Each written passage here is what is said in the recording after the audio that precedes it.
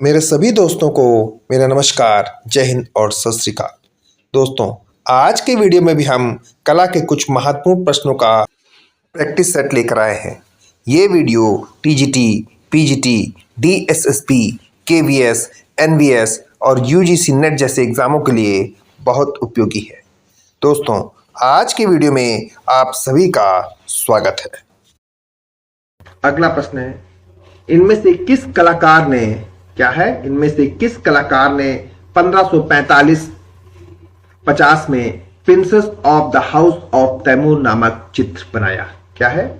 इनमें से किस कलाकार ने 1545-1550 में princes of the house of Timur नामक चित्र बनाया? ऑप्शन है मिस्किन, अब्दुल समद, अबुल हसन और मनोहर। तो इनमें से अब्दुल समद ने princes of the house of Timur नामक चित्र बनाया, जो कि वर्तमान में ब्रिटिश संग्रहालय लंदन में सुरक्षित है। अगर यह पूछा जाए कि prince of the house of Timur नामक चित्र कहां संग्रहित है, तो कहां संग्रहित है यह पेंटिंग? ब्रिटिश संग्रहालय लंदन में। और इसी पेंटिंग को मुगल कला का आरंभिक चित्र भी माना जाता है। साथ ही यह भी बता दें दोस्तों, इस पेंटिंग को महीन सूती कपड़े पर बनाया गया है और इस पेंटिंग में सोने के रंगों का प्रयोग हुआ है। देखिए, तीन चीजें आई। यह चित्र वर्तमान में ब्रिटिश संग्रहालय में संग्रहित है, इसे सूती कपड़े में बनाया गया है और इस पेंटिंग में सोने के रंगों का प्रयोग भी किया गया है। अगला प्रश्न है, ग्रेफाइट पेंसिल में HB का क्या अर्थ होता है? प्रश्न है, ग्रेफाइट पेंसिल में ग्रेफाइट पेंसिल में HB का क्या अर्थ होता है? ऑप्शन है hard black, hard bold, hard bone और हेक्स ब्लैक। तो ग्रेफाइट पेंसिल में HB का अर्थ है हार्ड ब्लैक। क्या है HB का अर्थ? Hard black.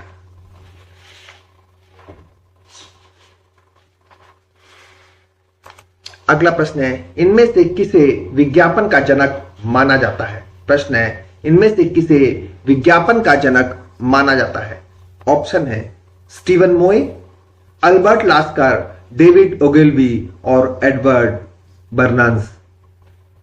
तो इनमें से डेविड ओगिलवी को जो है वो विज्ञापन का जनक माना जाता है। किसे? डेविड ओगिलवी को। डेविड ओगिलवी का जन्म 1911 में ब्रिटेन में हुआ था। अगर प्रश्न ये पूछा जाए कि डेविड ओगिलवी का जन्म कब हुआ, तो 1911 में हुआ था और ब्रिटेन में हुआ था।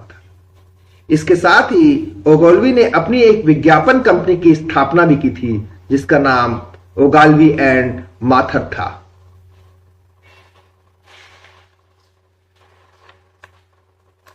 अगला प्रश्न है, निम्नलिखित में से किस तकनीक में कलाकार प्रायः चित्रकारी के संयोजन में अखबार की कतरने, कपड़े, वॉलपेपर और पैनल या कैनवास पर प्राप्त सामग्री का उपयोग करता है? प्रश्न है, इनमें से किस तकनीक में कलाकार प्रायः चित्रकारी के संयोजन में अखबार की कतरने, कपड़े, वॉलपेपर और पैनल या कैनवास का उपयोग करता है? ऑप्शन है इंटेग्लियो, कोलाज, पेपर मैसी। तो दोस्तों, इनमें से कोलाज का उपयोग करता है चित्रकार। किसका उपयोग करता है? कोलाज का। कोलाज तकनीक में प्रायः कलाकार चित्रकारी के संयोजन में अखबार की कतरने, कपड़े, वॉलपेपर और पैनल या कैनवास पर प्राप्त सामग्री का उपयोग करता है। अगला प्रश्न है, निम्नलिखित में से कौन सा फाइन लाइन पेन का उदाहरण है? प्रश्न है, निम्नलिखित में से कौन सा फाइन लाइन पेन का उदाहरण है?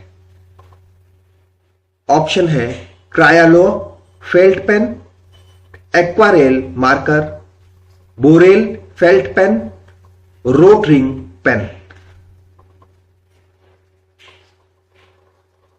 तो इनमें से रोटरिंग पेन जो है, कौन सा? Rotring pen fine line pen का उदाहरण है। अगला प्रश्न है, आरेखन और चित्रकला में रंग के हल्के और गहरे पेन को क्या कहते हैं? प्रश्न है, आरेखन और चित्रकला में रंग के हल्के और गहरेपन को क्या कहते हैं या क्या कहा जाता है? ऑप्शन है मूल्य, मेल, आवर्तन और दिक् स्थान। तो दोस्तों चित्रकला में रंग के हल्के और गाढ़ेपन को मूल कहा जाता है। क्या कहते हैं? रंग के हल्के और गाढ़ेपन को मूल।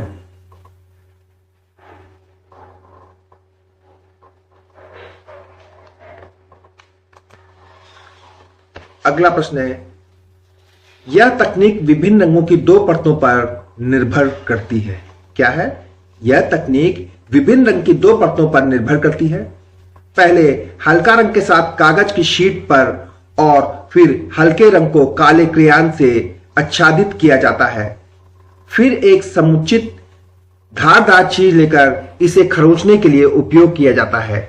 इस प्रक्रिया और तकनीक को डैश कहते हैं। तो क्या कहते हैं इस प्रक्रिया और तकनीक को? ग्रेफिटो तकनीक कहा जाता है।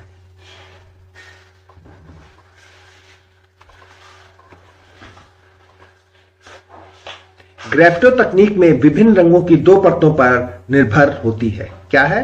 ग्रेफिटो जो तकनीक होती है वो विभिन्न रंगों की दो परतों पर निर्भर होती है। अगला प्रश्न है, टाइप मुद्रण कला डैश वर्णों के बीच अंतर को एक अनुपातिक फॉन्ट में समायोजित करने की प्रक्रिया है जो प्रायः दिखने में आकर्षक परिणाम प्राप्त करने के लिए उपयोग होता है। तो टंकर मुद्रण कला में कर्निंग वर्ण के बीच क्या हो, यहां ब्रैकेट में क्या आ जाएगा या फिल इन द ब्लैंक्स में क्या आएगा? कर्निंग आएगा। कर्निंग वर्णों के बीच अंतर को एक अनुपातिक फॉन्ट में समायोजित करने की प्रक्रिया है जो प्रायः दिखने में आकर्षक परिणाम प्राप्त करने के लिए उपयोग की जाती है। क्या उपयोग की जाती है? कर्निंग।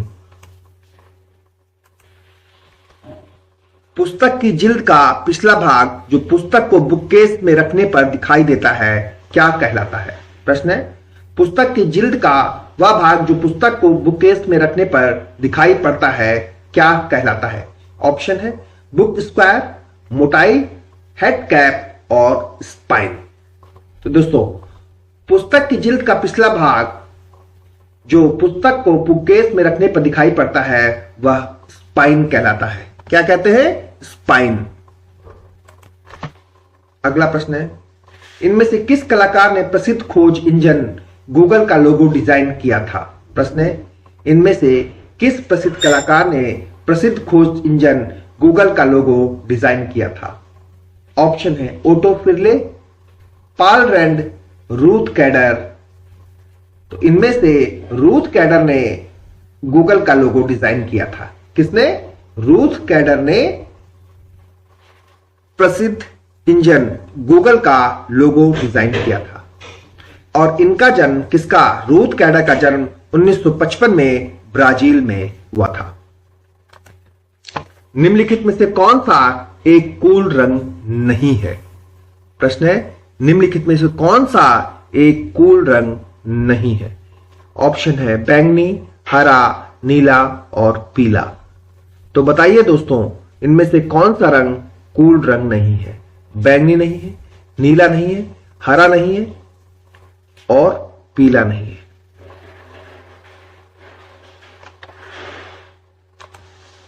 तो इनमें से पीला रंग जो है वो कूल रंग कलर नहीं है या कूल रंग की श्रेणी में पीला कलर नहीं आता है।